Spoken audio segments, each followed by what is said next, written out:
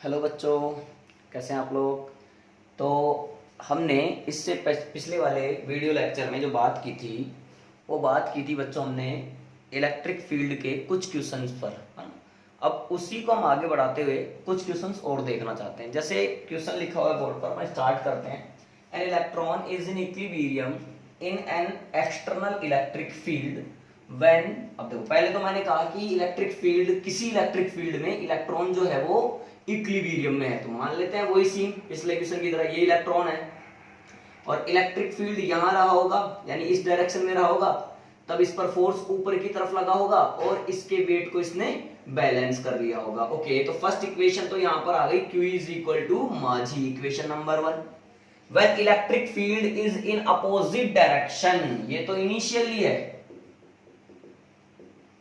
प्रारंभ में। बाद में क्या हुआ देखना, आफ्टर या फाइनली, कुछ भी कहो, देखना ध्यान से देखना। ये इलेक्ट्रॉन है, mg इधर ही लगेगा, इलेक्ट्रिक फील्ड की डायरेक्शन अपोजिट कर दिए। अब सुनो, अब जब इलेक्ट्रिक फील्ड अपोजिट हो जाएगा तो हम ये समझते हैं कि इलेक्ट्रॉन पर इलेक्ट्रिक फील्ड के अपोजिट डायरेक्शन में फोर्स लगता है, तो अब की बार क्यू कहां लगेगा, नीचे लगेगा। इसका मतलब यहां पर एफ नेट कितना आ रहा है बच्चों, वापस से क्यू प्लस एम जी। और एक बात बताओ, अगर अब इस पर वेट भी नीचे, क्यू भी नीचे, तो फिर नेट फोर्स नीचे, देन इसमें एक एक्सीलरेशन प्रोड्यूस होगा। Now then find instantaneous acceleration of electron. तो हमसे वही पूछा गया है भैया कि एक्सीलरेशन कितना आएगा, तो M A is equal to Q को देखो फर्स्ट इक्वेशन से कितना लिख सकते हैं, एम जी, और ये प्लस का एम जी, तो A is equal to 2mg by M, M से एम बिड़ गया तो आंसर आ गया 2g। एक्सीलरेशन की वैल्यू हमारी कितनी आ गई बच्चों, 2g आ गई। फटाफट से पॉज करके नोट करें।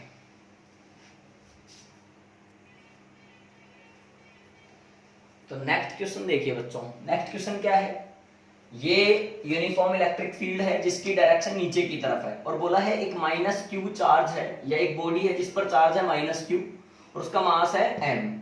बोल रहा है when the magnitude of charge is halved, यानी जब चार्ज का मैग्नीट्यूड, इस आवेश का परिमाण आधा हो जाता है, यानी q/2 हो जाता है, then find time taken by the charge body to travel 1 metre. तो इस बॉडी को 1 मीटर दूरी तय करने में, 1 मीटर डिस्टेंस कवर करने में कितना टाइम लगेगा, ये हम लोगों को फाइंड करना है। तो इनिशियली देखो आप, अगर ये माइनस का चार्ज है तो इस पर इलेक्ट्रिक फोर्स कहां लगेगा, ऊपर, और mg कहां लगेगा, नीचे। तो initially we can say that q is equal to mg। ये तो इनिशियली कह सकते हैं व्हेन q इज हाफ, यानी जब q को आधा कर दिया जाता है। तो देखना इलेक्ट्रिक फील्ड तो वही नीचे की तरफ है बच्चों, ये इलेक्ट्रिक फील्ड है, तो QE/2 लगेगा, क्योंकि Q/2 हो गया वो, है ना। और mg कहां लगेगा, नीचे लगेगा। समझ गए होंगे आप मेरी बात को। अब इसको मैं लिख सकता हूं यहां पर कि QE/2 is equal to mg। अब मैं ध्यान से अगर देखूं तो मुझे ये भी समझ में आता है कि सर यहां पर QE is equal to mg है, तो F नेट या F इज इक्वल टू मा इज इक्वल टू QE/2। अब ये mg से क्या ये बैलेंस हो सकता है QE/2, नहीं। तो हम इसको क्या कहेंगे, ये wrong step, F is equal to ma is equal to QE/2। अब की बार फोर्स है जिसको हम कहेंगे mg/2। देन यहां से m से m कैंसिल, एक्सीलरेशन की वैल्यू आ गई मेरे पास g/2। अब हम यहां पर जब ये बॉडी नीचे की तरफ ट्रेवल करेगी, then by second equation of motion, by second equation of motion we can say that s is equal to ut plus half at square.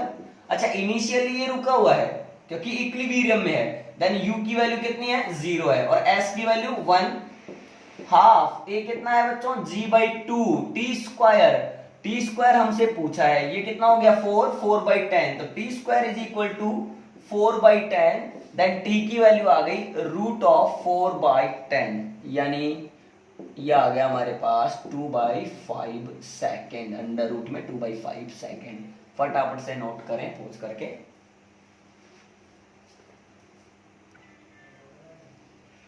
तो नेक्स्ट क्वेश्चन देखिए बच्चों, A particle of charge q and mass m is in uniform electric field. Okay. Find kinetic energy of the particle after time t. Okay, तो देखो ध्यान से बच्चों, ये कह रहा है कि जब चार्ज पार्टिकल है, मास m है और उसका चार्ज q है, तो अगर वो इलेक्ट्रिक फील्ड में है तो उसके पास इलेक्ट्रिक फोर्स जो होगा उसी से उसको m इंटू ए मिल रहा होगा। देन यहां से a निकाला मैंने तो कितना आया, QE बटे m, इक्वेशन नंबर 1। अच्छा, मुझसे क्या पूछा गया है, काइनेटिक एनर्जी। काइनेटिक एनर्जी क्या होती है, हाफ एम वी स्क्वायर। उससे पहले मुझे v फाइंड करना पड़ेगा, v बराबर u प्लस ए टी। चूंकि ये इस इलेक्ट्रिक फील्ड में रखा हुआ है इसलिए u की वैल्यू मैं कितनी ले लूंगा, 0। तो v की वैल्यू आ जाएगी, a की रख दो QE बटे m इंटू में t, इक्वेशन नंबर 2। अगेन अब काइनेटिक एनर्जी निकाल डालो, तो काइनेटिक एनर्जी यानी k is equal to half m v square, k बराबर half as it is m as it is, v की वैल्यू यहां से रख दो, उसका स्क्वायर करोगे तो q square e square upon m square into में t स्क्वायर हो गया ना। तो यहाँ m से m कैंसिल, तो k की वैल्यू आएगी q square e square t square by 2m। यही है आंसर, डू द छपाई।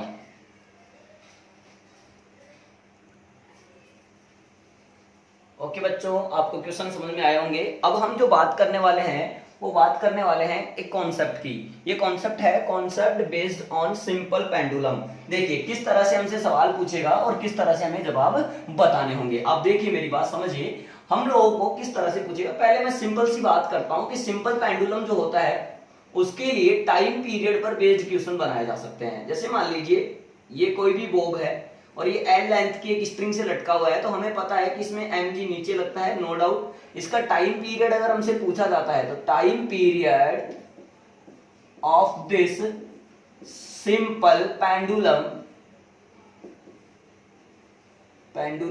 हम क्या कहते हैं, t is equal to 2 pi root l upon g. G is gravitational acceleration. Okay, अच्छा अब इसी में हम काफी चेंजेस कर सकते हैं बच्चों। देखो जैसे मैंने पहला चेंज करा केस 1, अब मैंने क्या करा, ये जो बॉडी ले रखी है ये ले ली मैंने पॉजिटिवली चार्ज, समझना ठीक है।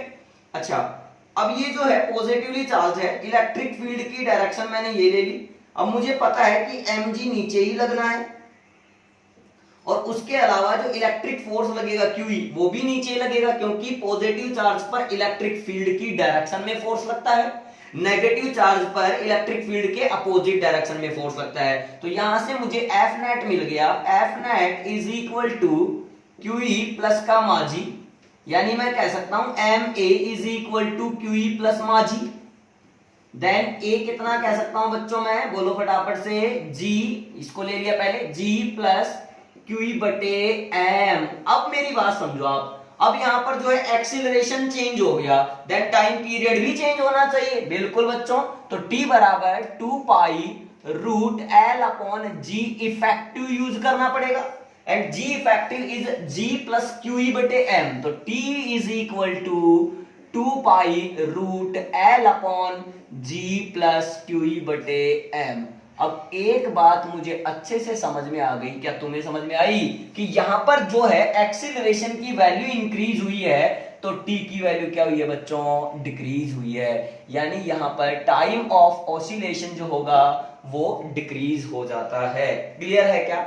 अगर सर इसी केस को हम चेंज करके देखना चाहें, यानी यहां पर मैं केस नंबर 2 देखूं और मैं कहूं कि ये नेगेटिवली चार्ज बॉडी है, इलेक्ट्रिक फील्ड सेम है, तो मुझे पता है नेगेटिवली चार्ज बॉडी पर जो इलेक्ट्रोस्टैटिक फोर्स लगेगा वो opposite direction of electric field लगेगा। अब नेट फोर्स अगर मैं कहना चाहूं तो क्या कहूंगा बच्चों, बोलो, mg माइनस का QE। तो ये mg माइनस का QE इसके इक्वल कह सकता हूं, तो हमारा आंसर आएगा एक acceleration is equal to g minus QE बटे m। तो अब यहां पर ये हो जाएगा g माइनस QE बटे m। अब ध्यान से देखें तो एक्सीलरेशन यहां पर डिक्रीज हुआ है, जी इफेक्टिव यहां पर डिक्रीज हुआ है, तो टाइम पीरियड ऑफ ऑसिलेशन क्या होना चाहिए बच्चों, इंक्रीज होना चाहिए। ठीक है, आई होप बच्चों आज अपन ने जो भी कॉन्सेप्ट देखे हैं, जो कुछ क्वेश्चन डिस्कस किए हैं, आप सबको समझ में आया होगा। अगर फिर भी कोई डाउट है तो आप हमें कमेंट करके जरूर बता सकते हैं। आज इस वीडियो में इतना ही काफी है। नेक्स्ट वीडियो में अपन पढ़ेंगे electric line of forces. Thank you.